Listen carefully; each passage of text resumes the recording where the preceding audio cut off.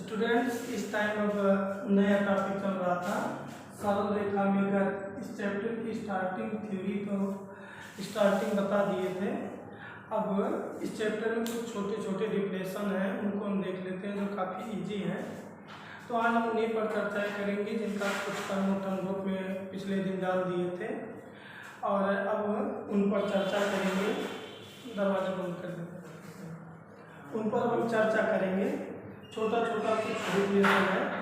जैसे सबसे पहले एक छोटा सा डिफिनेशन है विरामावस्था अथवा रेस्ट अवस्था, विरामावस्था और गति अवस्था। तो अब हम इस पर पहले चर्चा करेंगे। जैसा हम पहले ही बताए कि इसमें छोटे छोटे टॉपिक हैं, डिफिनेशन है जिनको ऑलरेडी जानते भी हो, थोड़ा बहुत नहीं जानते हो, तो उन्हीं टॉपिकों पर आज हम लोगों को चर्चा करना है। अब जैसे देखो, पहला टॉपिक है विरामावस्था एवं गति अवस्था।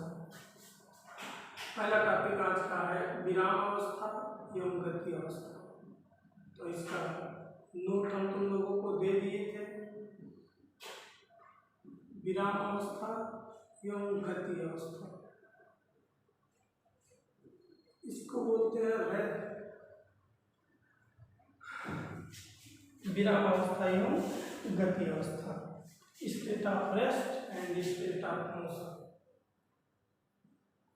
State of rest and state of motion.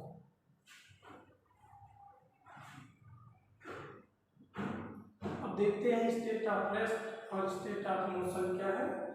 कोई बड़ी बात नहीं है, इसकी थ्योरी हम बता चुके हैं तुम लोगों को। आज थोड़ा सा वीडियो में और समझा सकते हैं। स्टेट ऑफ रेस्ट क्या होता है? यह किसी वस्तु की स्थिति समय के साथ साथ ना बदल रही हो। ध्यान देना, स्टेट ऑफ रेस्ट क्या होता है? यदि किसी वस्तु की स्थिति समय के साथ साथ ना बदल रहा हो तो उसे हम विरामावस्था कहते हैं। उसे हम क्या कहते हैं? विरामावस्था। लेकिन अगर किसी वस्तु की स्थिति समय के साथ साथ बदल रही हो तो उसे हम क्या कहते हैं? गति अवस्था। जैसे विरामावस्था और गति अवस्था है, तो इसके दोनों पार्ट का मतलब तुम लोगों को बता दें। पहला इसका नोट हम दे दिए तुम लोगों को। पहला क्या, इसमें से पहला पॉइंट ये विरामावस्था अगर क्लियर करें, विरामावस्था, तो विरामावस्था का मतलब क्या? State of rest. State of क्या? रेस्ट। स्टेट ऑफ रेस्ट क्या है? देखो, यदि किसी वस्तु की स्थिति समय के साथ साथ न बदल रही हो, स्थिर हो, तो उसे हम क्या कहते हैं? विरामावस्था कहते हैं। क्या? यदि किसी वस्तु की स्थिति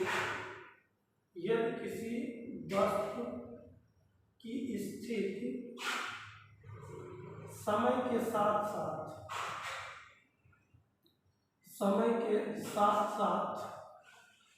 ना बदल रही हो, विरामावस्था कहलाती है।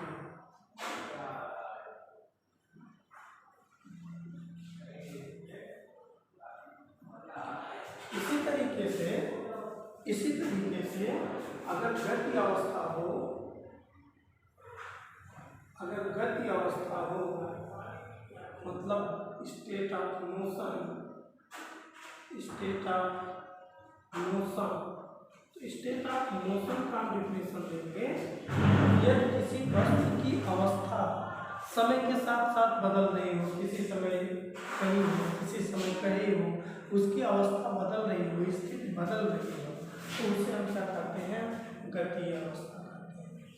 गति अवस्था का क्या? यदि किसी वस्तु की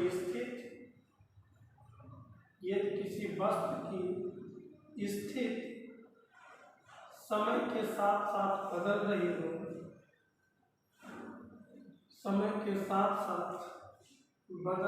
हो, तो उसे वस्तु की गति अवस्था कहते हैं। कौन सी अवस्था कहते हैं? गति अवस्था कहते हैं। तो शायद इसमें कोई डाउट नहीं होगा कि विरामावस्था क्या होता है, गति अवस्था क्या होता है, स्टेट ऑफ रेस्ट और स्टेट ऑफ मोशन, इसमें कोई दिक्कत नहीं होगा। अगर पोजीशन बना रहे और वो अपने पोजीशन पे टाइम के साथ हरदम एक ही पोजीशन पे बना रहे तो रेस्ट पोजीशन कहलाता है। अगर टाइम के रिस्पेक्ट में वो अपना पोजीशन चेंज करता हो, क्या अगर वो टाइम के रिस्पेक्ट में अपना पोजीशन चेंज करता हो तो गति अवस्था होता है। ये छोटे से छोटे दो डिफिनेशन थे। अब ऐसे ही अब हम तुम लोगों को एक और बता रहे हैं। अगला हेडिंग है बिंदुवत बिंदु वस्तु। बिंदु वस्तु किसे कहते हैं? हमने पहले ही कहा आज का जो डिफिनेशन, आज का जो हमारा वीडियो है इसमें छोटे छोटे इस चैप्टर में जितने डिफिनेशन हैं उनको हम ले लेंगे। अब हमारा दूसरा हेडिंग है जो यहाँ पर नहीं आना चाहिए लेकिन हम ले रहे हैं नोट में डालकर, क्योंकि हम बार बार इसकी चर्चा करेंगे। बिंदु वस्तु। बिंदु वस्तु किसे कहते हैं? Point object. पॉइंट ऑब्जेक्ट किसे कहते हैं? Point object. पॉइंट ऑब्जेक्ट क्या होता है इसको हम देखते हैं। यदि किसी वस्तु का आकार उसके द्रव्यमान की तुलना में बहुत छोटा हो। अब देखो बिंदु वस्तु पॉइंट ऑब्जेक्ट पर चर्चा कर रहे हैं। पॉइंट ऑब्जेक्ट क्या है थोड़ा सा डिफिनेशन दें। यदि किसी वस्तु का द्रव्यमान, यदि किसी वस्तु का आकार, इसका डिफिनेशन हम लोग देते हैं बिंदु वस्तु का। यदि किसी वस्तु का आकार उसके द्रव्यमान की तुलना में बहुत छोटा हो। वस्तु का आकार जो है उसके द्रव्यमान की तुलना में बहुत छोटा हो तो उसे हम बिंदु वस्तु कहते हैं। किसी वस्तु का आकार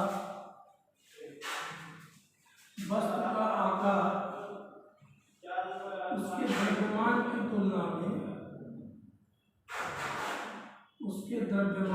तुलना में बहुत छोटा हो बिंदु वस्तु कहलाता है। ये सब चीजें छोटी छोटी डिफिनेशन है, इनको याद रखना। बिंदु वस्तु कहलाता है। देखो तीन चीजें धीरे धीरे क्लियर हुई। Position of rest, position of motion और फिर पॉइंट ऑब्जेक्ट। फिर से ये position of rest, position of motion clear हुआ। अब हम बिंदु वस्तु का नाम बार बार लेते हैं, इसीलिए हम बिंदु वस्तु को पहले समझा देना सोचे। बिंदु वस्तु का डिफिनेशन देखो, कोई पूछे बिंदु वस्तु है क्या तो उसका सीधा सीधा जवाब तुम्हारे पास होना चाहिए।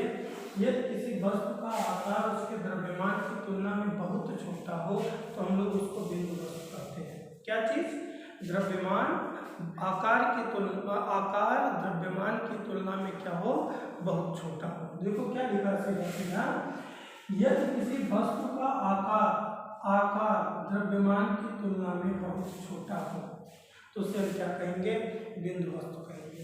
अभी थोड़ा सा कंफ्यूजन हो रहा है तो एक हम छोटा सा एग्जांपल ले रहे हैं। लोहे की गेंद। लोहे की गेंद, अगर हम लोहे की गेंद ले लें और उसी आकार का हम प्लास्टिक की गेंद ले लें, प्लास्टिक का खोखला गेंद ले लें। मेरी बात ध्यान से सुनो। हम क्या कर रहे हैं, एक लोहे की गेंद ले लें और उसी आकार की खोखली गेंद ले लें प्लास्टिक की। तो अगर उस दोनों में कंपेयर करो तो हमको क्या मिलेगा? प्लास्टिक की गेंद की उसके साइज के रिस्पेक्ट में उसका वेट बहुत कम होगा। मेरी बात को ध्यान से सुनना। हम क्या कर रहे हैं, प्लास्टिक की गेंद ले लें तो प्लास्टिक की गेंद की क्या समस्या होगी? उसके साइज के रिस्पेक्ट में उसका हमको वेट बहुत कम दिखाई महसूस होगा। लेकिन अगर उसी साइज के हम लोहे की ठोस गेंद ले लें तो उसका द्रव्यमान भारी होगा, ज़्यादा महसूस होगा। तो लोहे की गेंद को हम बिंदु वस्तु कह सकते हैं लेकिन प्लास्टिक की खोखली गेंद को हम बिंदु वस्तु नहीं कह सकते। अब इसी से तुम लोग कंपेयर कर सकते हो कि पॉइंट ऑब्जेक्ट हम किसको कह रहे हैं। इसी एग्जाम्पल से तुम लोग अपना कंपेरिजन कर सकते हो हम पॉइंट ऑब्जेक्ट कैसे ऑब्जेक्ट को कहना चाह रहे हैं। इन दोनों एग्जाम्पल से, जैसे लोहे की गेंद, ठोस गेंद, अब उसमें उसके शेप के रिस्पेक्ट में ज़्यादा वेट है, ज़्यादा मास है। और एक प्लास्टिक की खोखली गेंद है, एक प्लास्टिक की क्या है? खोखली गेंद है।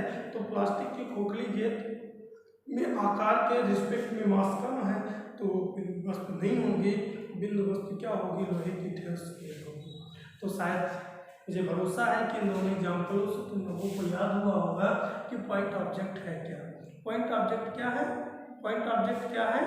ऐसा कोई ऑब्जेक्ट जिसमें साइज द्रव्यमान की तुलना में आकार उसका बहुत, देखो आकार द्रव्यमान की तुलना में बहुत क्या हो, छोटा हो, यानी कम से कम साइज में ज़्यादा से ज़्यादा मास कंटेन करता हो, उसको हम लोग क्या कहते हैं, पॉइंट ऑब्जेक्ट कहते हैं। कुछ लोग पॉइंट ऑब्जेक्ट की कीमत ऐसे बहुत छोटे वस्तु से ले रहे थे, नहीं, नाम देखने पर ऐसा लगता है बहुत छोटी वस्तु, तो ऐसा नहीं है कि बिंदु वस्तु नाम है, बिंदु वस्तु का मतलब वस्तु कोई वस्तु ऐसी वस्तु जो बहुत छोटी हो, नहीं, कोई ऐसी वस्तु जो छोटे से आकार में बहुत ज़्यादा द्रव्यमान अपने निहित करती हो, उसे हम क्या कहते हैं, बिंदु वस्तु कहते हैं। शायद ये definition position of rest, position of move, ये तो 9th से पढ़ते आए, लेकिन ये पॉइंट ऑब्जेक्ट शायद आज मिला होगा, इसलिए हम पॉइंट ऑब्जेक्ट को बार बार रिपीट कर रहे हैं। पॉइंट ऑब्जेक्ट क्या है? ऐसा कोई ऑब्जेक्ट जिसके कम से कम आकार में, कम से कम साइज में ज़्यादा से ज़्यादा मास कंटेन हो, उसे हम लोग क्या कहते हैं, पॉइंट ऑब्जेक्ट। अब 2 टॉपिक हो गया, इसके बाद हम एक और टॉपिक पर चर्चा करेंगे, गति के प्रकार। जिस सीक्वेंस में हम नोट कराते चल रहे हैं, इसी सीक्वेंस में तुम लोग काम करते, नोट बनाते चलना। नोट अगली हेडिंग है गति के प्रकार, type of motion, type of motion.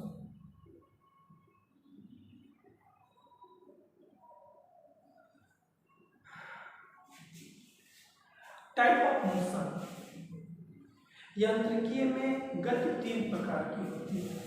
Motion of 3 types,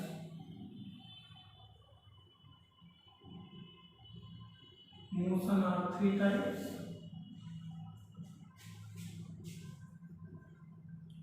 first होता है स्थानांतरीय गति, ट्रांसवर्सल मोशन। पहला होता है स्थानांतरीय गति, स्थानांतरीय गति, स्थानांतरीय गति। और दूसरा होता है घूर्णन गति। दूसरा क्या होता है? घूर्णन गति, rotational motion, rotational motion, rotational motion. और तीसरा होता है दोलनीय गति, ऑसिलेटरी मोशन। तीसरा होता है दोलनीय गति। दोलनीय गति का मतलब ऑसिलेटरी मोशन।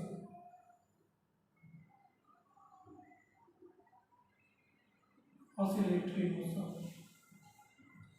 3 तरीके के मोशन हम लोगों को पढ़ने को मिलेंगे।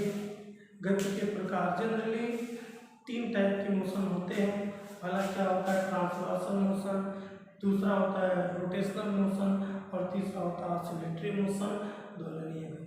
हम लोग जो फर्स्ट ईयर में पढ़ेंगे, चाहे फिजिक्स पार्ट 1 हो, चाहे फिजिक्स पार्ट 2 हो, फिजिक्स पार्ट 1 और पार्ट 2 को मिलाकर, ध्यान देना है आपका मेरी बात को, फिजिक्स पार्ट 1 और फिजिक्स पार्ट 2 को फर्स्ट ईयर में मिला के हम इन तीनों तरीके के मोशन को पढ़ डालेंगे।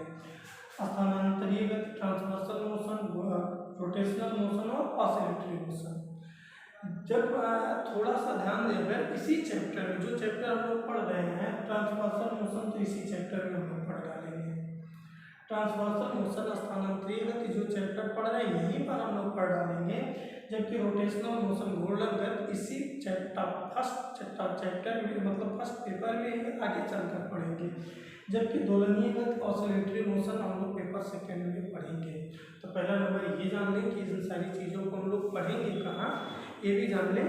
देखो हम जनरली ये जानते हैं कि गति 3 प्रकार की होती है, स्थानांतरीय गति, घूर्णन गति और दोलनीय गति। गति जनरली क्या होती है? 3 प्रकार की होती है। पहली क्या? स्थानांतरीय गति, दूसरी क्या? घूर्णन गति, और तीसरी क्या? दोलनीय गति।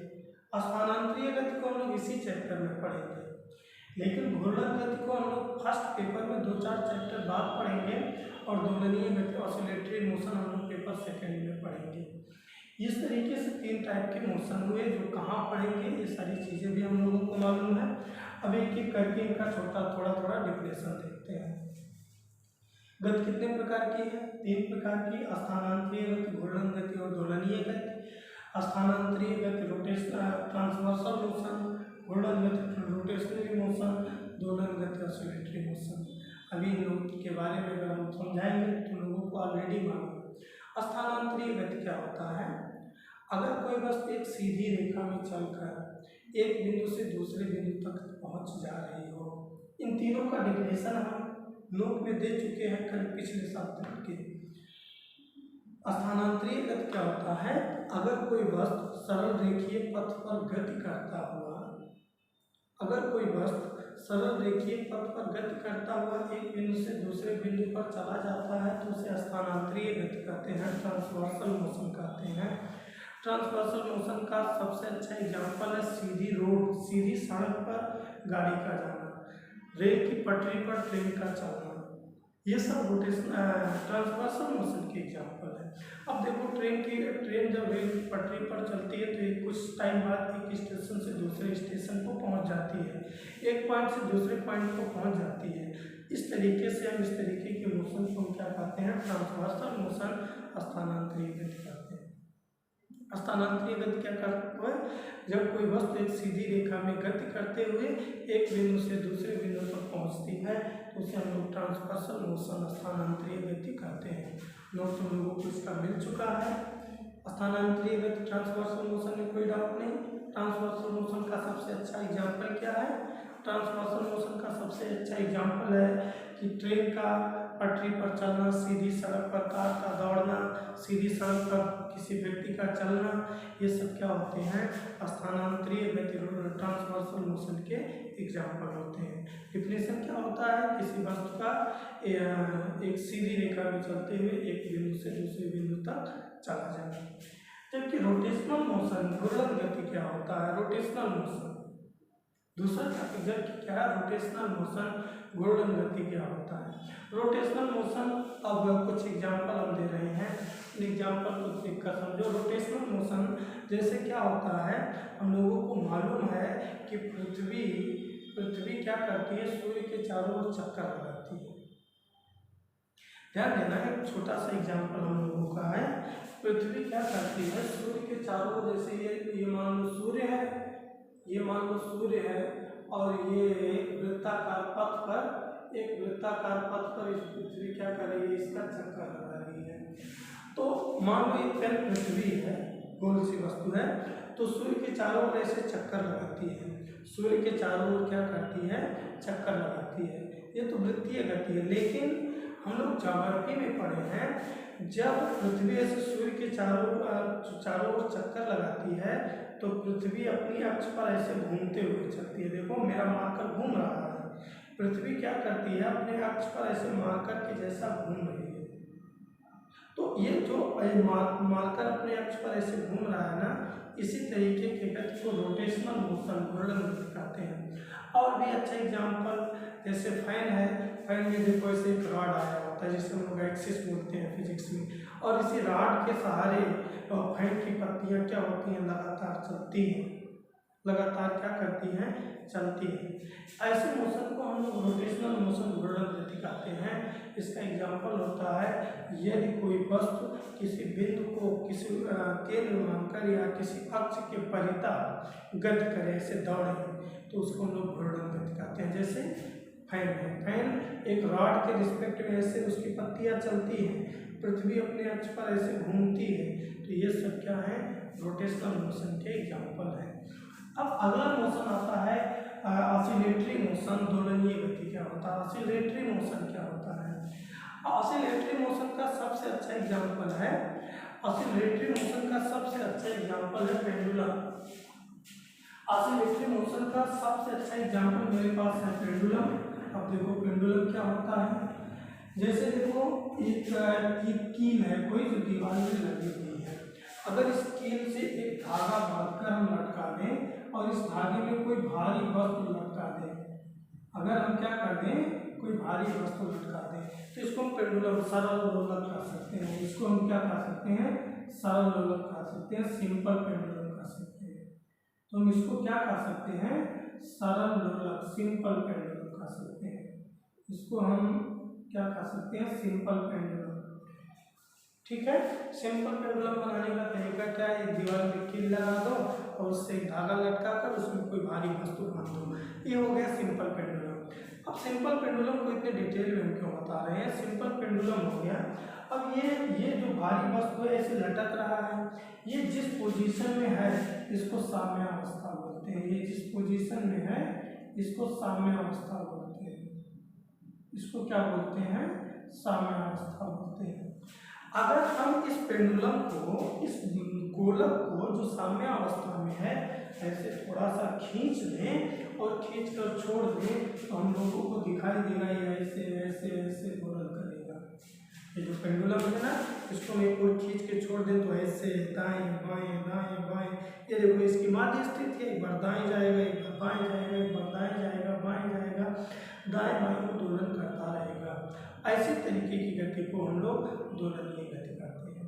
यानी कि जब कोई वस्तु अपने माध्य स्थिति के दाएं बाएं इधर उधर गति करती है तो उस तरीके की गति को हम लोग दोलनीय गति कहते हैं। इस तरीके से एक बार एक मिनट में फिर देखते हैं हम लोग अब तक क्या क्या पढ़ चुके। अब तक हम लोग 3 टॉपिक पढ़ चुके। पहला टॉपिक हम लोग पढ़ चुके कि पोजीशन ऑफ रेस्ट क्या होता है, rest, state of rest and state of move, जो 9 से पढ़ते चले आ रहे हैं। इसके बाद हम तुम लोगों को क्या बताए? Point object. पॉइंट ऑब्जेक्ट क्या होता है? ये होता है पॉइंट ऑब्जेक्ट क्या होता है? ऐसी कोई वस्तु जिसका आकार द्रव्यमान की तुलना में क्या हो? बहुत छोटा हो।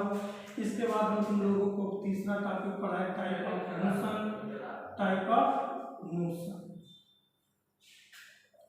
अब टाइप ऑफ मोशन में भी हम तुम लोगों को बता दें कि type of motion 3 types: transversal motion, rotational motion और ऑसिलेटरी मोशन। ट्रांसवर्सल मोशन क्या है? जब कोई ऑब्जेक्ट एक सीधी रेखा में चले और एक सीधी रेखा में चलते हुए एक बिंदु से दूसरे बिंदु की ओर पहुंच जाए तो उसे स्थानांतरीय गति ट्रांसवर्सल मोशन कहते हैं।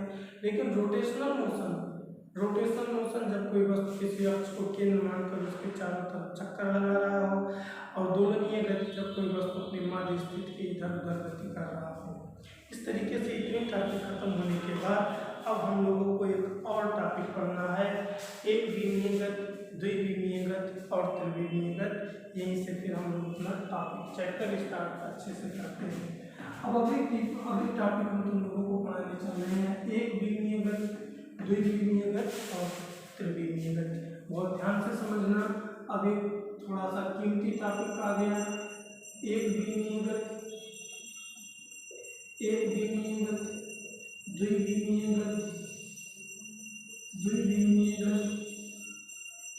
और त्रिविमीय गति।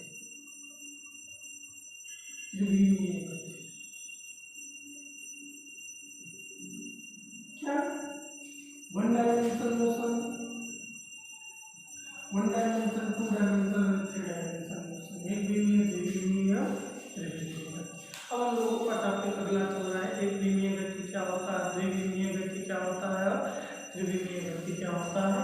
तो हम सबसे पहले बताते हैं कि एक विमीय गति क्या है। सबसे पहले हम चर्चा करेंगे कि एक विमीय गति क्या है, 1 डायमेंशनल मोशन क्या है। अब 1 डायमेंशनल मोशन क्या है इसको ध्यान से समझो। अगर कोई वस्तु किसी एक अक्ष के अनुदिश चलने के लिए स्वतंत्र हो, अब इसका हम लोग बनाते चलना। अगर कोई वस्तु किसी एक अक्ष के अनुदिश चलने के लिए स्वतंत्र हो तो उसे हम एक विमीय गति कहते हैं।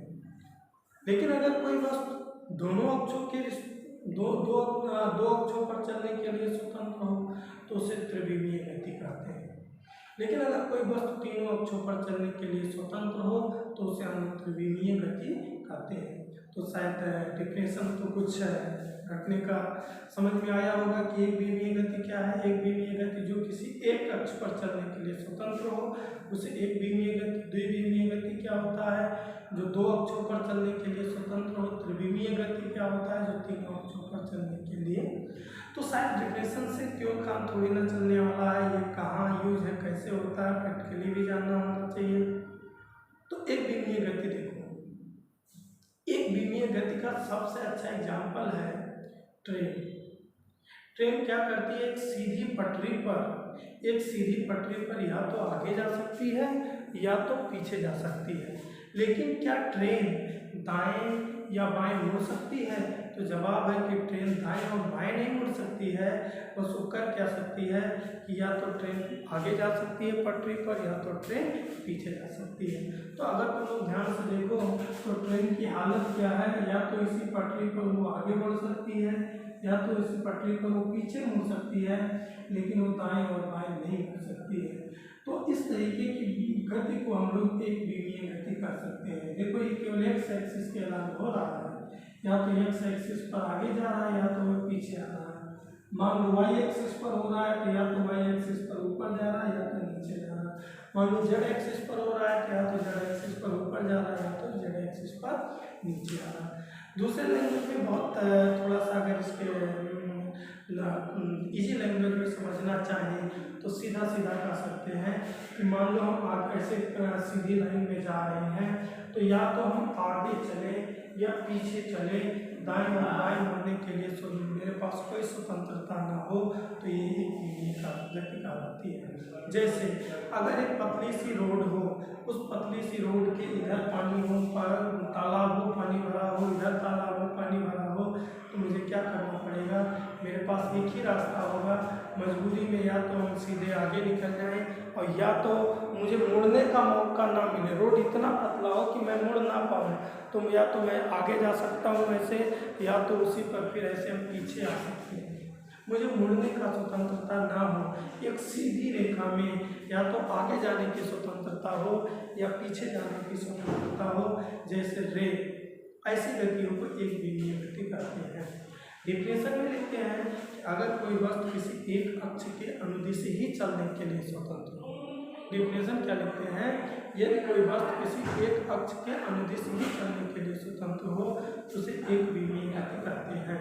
एग्जाम्पल सबसे अच्छा, पतली सड़क पर चलती हुई कार, ट्रेन की पटरी पर दौड़ती हुई ट्रेन, ये सब एक विमीय गति के एग्जाम्पल होते हैं। एक विमीय गति शायद प्रयास ये हमारा है कि तुम लोगों को समझ में आया होगा। इसी तरीके से अब हम चर्चा करते हैं द्विविमीय गति पर।